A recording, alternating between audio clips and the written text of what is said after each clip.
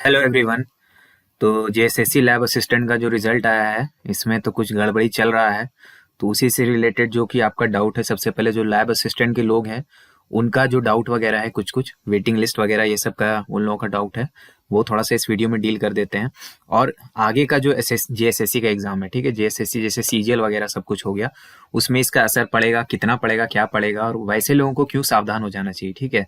क्योंकि देख रहे हैं कि जेएसएससी सीजीएल का एक ऐसा तबका है ना जिसको ये सबसे कुछ खबर ही नहीं, उसको पता ही नहीं है कि चल क्या रहा है। तो उन लोगों को भी थोड़ा कान खड़ा कर लेने का जरूरत है, और ये अभी लैब असिस्टेंट वालों के साथ हुआ है, आगे उनके साथ भी क्योंकि हो सकता है। तो आप लोगों को पहले सावधान रहना है। अगर शॉर्ट में हम आपको बता दें कि लैब असिस्टेंट में बेसिकली हुआ क्या है, तो सीधा रिजल्ट आया है जिसमें रोल नंबर का एक लिस्ट है, लगभग जितना आपका सीट है उतना ही लोगों का लिस्ट है। मतलब उससे समझ लीजिए कि 50-100 लोग का ज्यादा का लिस्ट होगा, उससे ज्यादा लोगों का लिस्ट नहीं निकाला गया। तो केवल रोल नंबर का लिस्ट निकाल दिया गया है। उसके अंदर क्या है ना कि जो आपका नंबरवा है, साला मार्क्स है, वो बताया ही नहीं है। तो किसका कितना नंबर आया है, कितने नंबर से कट ऑफ छूटा है, ये उसको पता ही नहीं चला है। ना ही कट ऑफ मार्क्स बताया गया है कि इतने नंबर पे कट ऑफ है। जैसे होता है ना जी कि एससी एसटी ओबीसी यूआर ये सब का कट ऑफ का एक नंबर आता है कि इतना इतना नंबर का कट ऑफ था, इससे ज्यादा जो लोग ला रहे हैं वो सब लोग को हम बुला रहे हैं अभी। मतलब डॉक्यूमेंट वेरिफिकेशन में बुलाने का क्राइटेरिया क्या लगाए हैं ये नहीं पता चला है। ना किसी को मार्कशीट मालूम है, किसी के पास किसी का मार्कशीट नहीं है, रिस्पॉन्स शीट भी नहीं था। आंसर की निकाला है तो ऐसा बेवकूफों के जैसा आंसर की निकाला गया है। मतलब माफ कीजिएगा अगर जेएसएससी से कोई ये वीडियो देख रहे हैं, लेकिन ऐसा काम ही किए आप लोग कि इस तरह से हम आपको संबोधित कर रहे हैं कि इस तरह से आंसर की निकाला जाता है। बताइए, तो अगर एसएससी का आप लोग एग्जाम देते हैं या रेलवे वगैरह का एग्जाम देते हैं, आंसर की प्रॉपर आता है उसमें, प्रॉपर मतलब जो आप क्वेश्चन को टिक लगाए हैं ना उसमें आप कौन सा ऑप्शन सेलेक्ट किए ये भी आपको बताया जाता है। सिर्फ ये नहीं कि क्वेश्चन और उसका आंसर दे दिए जैसे आप लोग आंसर की किए थे। तो ई वाला आंसर की में इन लोग किया का है कि बस क्वेश्चन है और उसका 4 गो ऑप्शन है और सही आंसर है। अरे भाई, कैंडिडेट क्या ऑप्शन लगाया वो तो उसको आप बताए ही नहीं है। तो रिस्पॉन्स शीट आपके पास है नहीं, मार्कशीट आपके पास है नहीं, नॉर्मलाइजेशन कैसे हुआ है किसी को पता नहीं। कल को अगर मान लीजिए हाइपोथेटिकली स्पीकिंग करें, हम किसी पे कोई हम ये नहीं इल्जाम नहीं लगा रहे कि किसी ने कुछ किया है, लेकिन हम बोल रहे हैं कि अगर मान लीजिए किसी को कुछ धांधली करना है, तो ये कैंडिडेट था, इसी का मार्क्स मान लीजिए नॉर्मलाइजेशन के नाम पे 40 नंबर बढ़ा देगा, और कोई क्राइटेरिया तो है नहीं नॉर्मलाइजेशन का, बताया नहीं गया है, तो किसका मार्क्स बढ़ रहा है किसका घट रहा है कुछ पता यहाँ पे नहीं चल रहा होगा। तो इसमें क्या होगा, इसको तो फायदा हो जाएगा। हम ये नहीं बोल रहे कि ऐसा हुआ ही होगा, लेकिन ऐसा हो तो सकता है ना कि नॉर्मलाइजेशन के बारे में किसी को कोई जानकारी नहीं, तो मार्कशीट किसी को बताया ही नहीं जा रहा और सीधे आ रहा है रिजल्ट। तो ये हुआ है गलत, ठीक। अब देखते हैं कि इरेगुलरिटी जो हुआ है वो क्या हुआ है। सबसे पहले तो किसी को रिस्पॉन्स शीट मार्कशीट ये सब नहीं दिया गया, तो सवाल आपके मन में ये आना चाहिए कि मार्कशीट वगैरह मिलेगा भी कि नहीं मिलेगा। तो देखिए, ये जो पेज नंबर 12 है जो जेएसएससी लैब असिस्टेंट का नोटिफिकेशन का, उसमें देखिए क्या लिखा गया है कि आयोग द्वारा कंप्यूटर आधारित सीबीटी ली जाएगी, ठीक है, और यहाँ पे नॉर्मलाइजेशन भी किया जाएगा, ये सब चीज लिखा गया है। तो ठीक है, ये तो समझ में आ रहा है। लेकिन अभ्यर्थियों की मेधा सूची उनके प्राप्तांक के नॉर्मलाइज्ड अंक के आधार पर तैयार किया जाएगा, यानी नॉर्मलाइज्ड जो मार्क्स है उसके हिसाब से आपका बन रहा है मेरिट। तो बहुत लोगों को ये भी लग रहा होगा देख के कि अंदाज से आपको लग रहा होगा कि हाँ अपना जो रॉ मार्क्स है उसके हिसाब से आप लोग देख रहे हैं। रॉ मार्क्स नहीं देखे, नॉर्मलाइज देखेंगे, ठीक है। और परीक्षा फल प्रकाशन के पश्चात उन्हें नॉर्मलाइज्ड अंक ही दिया जाएगा, यानी प्रकाशन के पश्चात, यहाँ पे देखिए पश्चात शब्द का इस्तेमाल किया, यानी परीक्षा फल हम पहले निकालेंगे उसके बाद आपको नॉर्मलाइज्ड अंक भी देंगे। लेकिन दिक्कत यह है कि ये नॉर्मलाइज्ड अंक पश्चात कितना पश्चात जाएगा, यही होता है सरकारी कागज में इस तरह का लैंग्वेज यूज किया रहता है ना कि कुछ आपको समझ में ही नहीं आएगा। तो पश्चात कितना पश्चात होता है, 1 दिन बाद निकालिएगा, 2 दिन बाद निकालिएगा, 1 महीना बाद, 1 साल बाद या 10 साल बाद, कब निकालिएगा इसमें कोई टाइम लिमिट नहीं दिया हुआ है। तो यहाँ पे वही दिक्कत हो रहा है कि अभी तो आपका डीवी है, तुरंत में डीवी ये लोग करवा दे रहे हैं। तो डॉक्यूमेंट वेरिफिकेशन अगर आपका होने लग जा रहा है उसके बाद अगर आप मार्क्स निकाल रहे हैं तो दिक्कत वाली बात हो जाएगी, ठीक है। पहले सबको अपना मार्क्स पता चल जाएगा, उसके बाद डॉक्यूमेंट वेरिफिकेशन होना चाहिए ना कायदे से। अगर आपको जल्दी ही है इतना करवाने का तो पहले सबको मार्क्स दे देना चाहिए था, लेकिन मार्क्स किसी को नहीं मिला है। हालांकि मार्क्स मिलेगा, अगर ये इसको आप पकड़ के खेल जाइएगा तो मार्क्स आपको इसको देना ही देना पड़ेगा। आप डीवी के बाद देते हैं या पहले देते हैं वो अलग बात है, लेकिन डॉक्यूमेंट वेरिफिकेशन के पहले या बाद इनको मार्क्स तो देना ही पड़ेगा, क्योंकि ये खुद सामने से लिख के आपको बताए थे नोटिफिकेशन में, ठीक है। चलिए दूसरी बात कि वेटिंग लिस्ट आएगा या नहीं आएगा, या फिर दूसरा लिस्ट जो है लिस्ट 2 लिस्ट 3 ये सब आएगा कि नहीं। तो ये देखिए जो रिजल्ट ही आया है ना उसी में यहाँ पे देखिए कि जो नीचे आखिरी पेज में पॉइंट नंबर 4 में यहाँ लिखा हुआ था कि जितना आपका बुलाया गया है, अगर वैसे लोग सेलेक्ट नहीं होते तो और भी लोगों को प्रमाण पत्रों की जांच हेतु आमंत्रित किया जा सकता है। यानी इसको आप पॉज करके पढ़ लेंगे। इसका बेसिकली मतलब यही है कि वेटिंग लिस्ट अभी जो मतलब मेन लिस्ट जो आपका आया है ना, वो मेन लिस्टों में जितना लोग को बुलाया है सबका पहले जांच पड़ताल कर लेगा।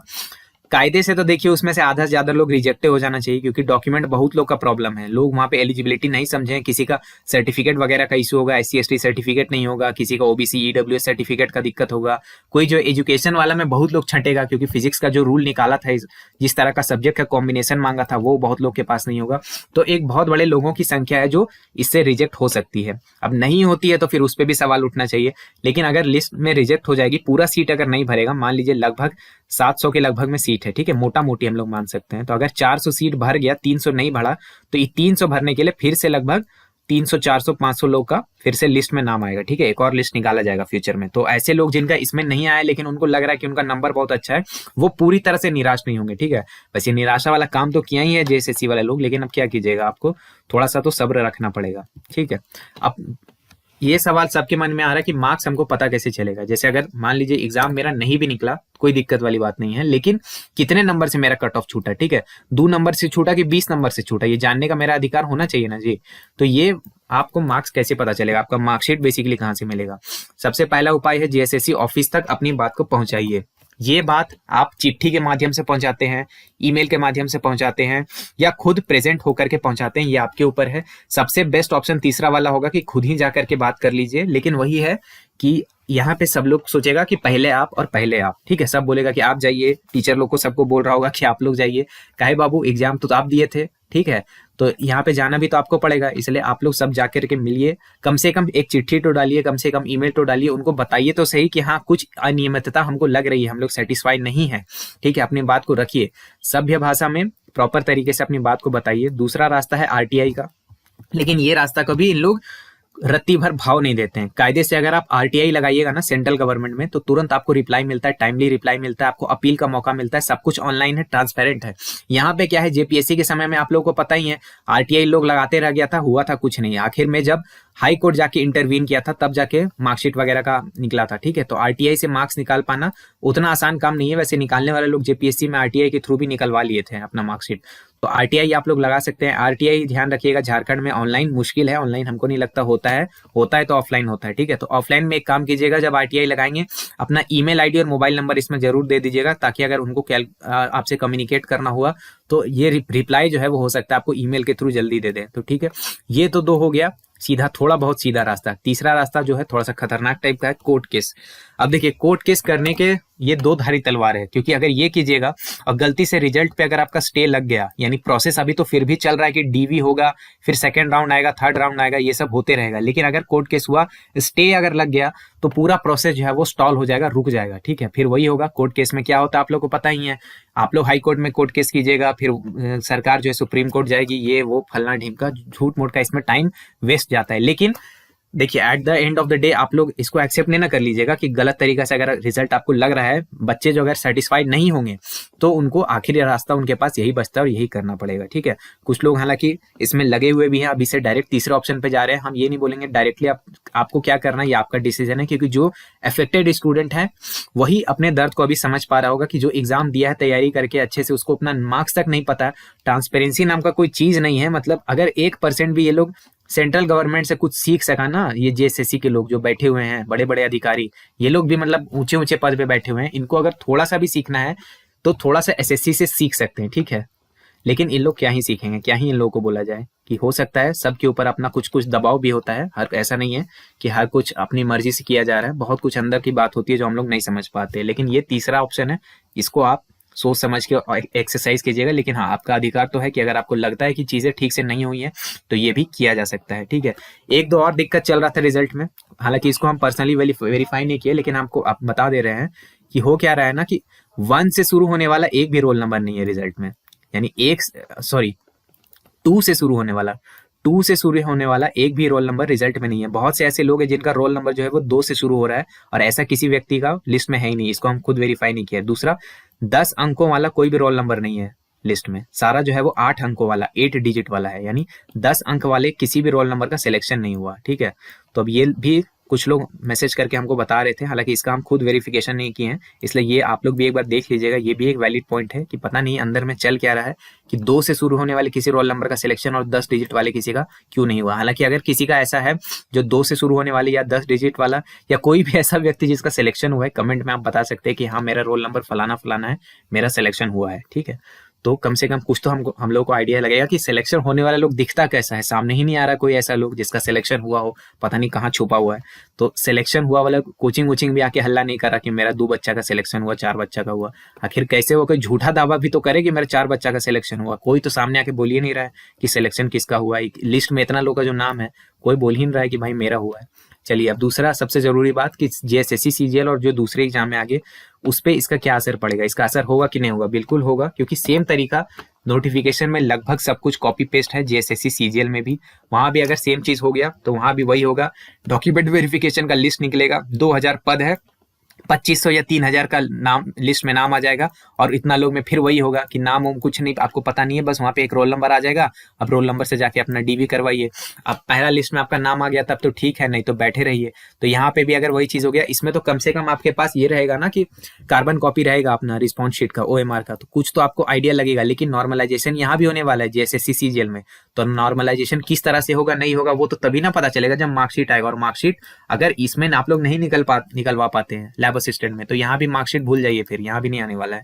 तो इसीलिए सबको मिलजुल करके साथ देना होगा। लैब असिस्टेंट वाले जब कैंडिडेट आते हैं आपसे किसी तरह का सपोर्ट मांगते हैं सोशल मीडिया वगैरह पे या किसी भी तरह से, तो अपने जितना भी आपके लिए पॉसिबल होगा सपोर्ट कीजिएगा उन लोगों को भी, ठीक है। क्योंकि उनके पास संख्या बल थोड़ा कम है, जैसे सीजीएल जितना संख्या वहां पे नहीं है, इसलिए थोड़ा सा वो लोग घबरा रहे हैं। लेकिन ऐसा नहीं हो कि उनको घबराते हुए फील करवाना है।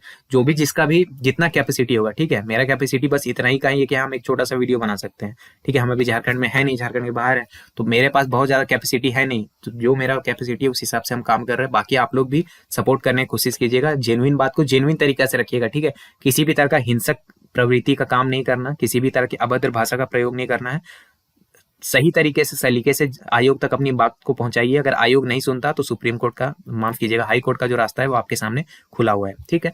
तो आप लोग अपने हिसाब से एक्शन ले सकते हैं। लेकिन जेएसएससी सीजीएल वाले कान में तेल डाल के सुतने से नहीं होगा बाबू, आप लोगों को भी सपोर्ट में आना होगा, नहीं तो दिक्कत हो जाएगा, ठीक है। यही सेम चीज जब आपके साथ होगा तो आपके साथ भी सपोर्ट में लोग नहीं आएंगे। इसीलिए अभी से अपना काम को सही से करवा लीजिए ताकि जेएसएससी सीजीएल का जो रिजल्ट है वो सही से निकले, ठीक है। आप मॉडिफिकेशन करवा सकते हैं अभी, नहीं तो फिर दिक्कत हो जाएगा। जब अपने रिजल्ट का बारी आएगा तब प्रॉब्लम हो जाएगा, ठीक है। वैसे अगर आप लोग जेएसएससी सीजीएल की तैयारी कर रहे हैं तो पेपर 3 का जो टेस्ट सीरीज है, 10 प्रैक्टिस टेस्ट है, वो हमारे एग्जाम क्लस्टर मोबाइल ऐप में अवेलेबल है, केवल 149 रुपीज में। हिंदी और इंग्लिश दोनों में अवेलेबल है, ठीक है। ये रहा एग्जाम क्लस्टर मोबाइल ऐप का लोगो, ये आपको गूगल प्ले पे मिल जाएगा, नहीं तो जो पहला कमेंट है उसमें भी आपको इसका लिंक मिल रहा होगा। और अगर आपको फिर भी नहीं समझ में आ रहा कि इसको कैसे खरीदना है तो व्हाट्सएप नंबर है 8987921161, ठीक है। इस नंबर पे आपको व्हाट्सएप पे मैसेज करके आप पूछ सकते हैं कि टेस्ट सीरीज कैसे लेना है, कहाँ से लेना है, और कूपन कोड आपको लगाना होगा, ठीक है। कूपन कोड ऑफिसर लगाएंगे तो आपको मैक्सिमम डिस्काउंट मिल जाएगा, ठीक है। तो ये कूपन कोड है, डिस्काउंट कोड है, इसको लगा लीजिएगा तो आपको डिस्काउंट मिल जाएगा। इस डिस्काउंट से आपको अच्छे प्राइस पे ये टेस्ट सीरीज मिल जाएगा, ठीक है। सॉल्यूशन वगैरह सब कुछ इंक्लूडेड है, और नया जो एग्जाम पैटर्न है उसके हिसाब से बना गया। एक बार आप जाके देख सकते हैं। पहला टेस्ट जो है वो फ्री है, तो डेमो वाला पहला टेस्ट दीजिए। टेस्ट देने के बाद आपको अपने आप समझ में आ जाएगा कि टेस्ट का क्वालिटी क्या है, तो बाकी का टेस्ट भी आप लगा सकते हैं, ठीक है। तो एग्जाम क्लस्टर मोबाइल ऐप में जाइए, इनरोल कीजिए और अभी इस टेस्ट सीरीज का लाभ उठाइए, क्योंकि एग्जाम में सीजीएल में अब ज्यादा समय तो बच नहीं रहा है। तो अभी से टेस्ट सीरीज आपको लगा लेना चाहिए, अच्छे तरीके से उसका प्रैक्टिस करना चाहिए, ठीक है। वीडियो देखने के लिए आपका बहुत बहुत धन्यवाद। मेरा नाम है ऋषिकेश। जय हिंद।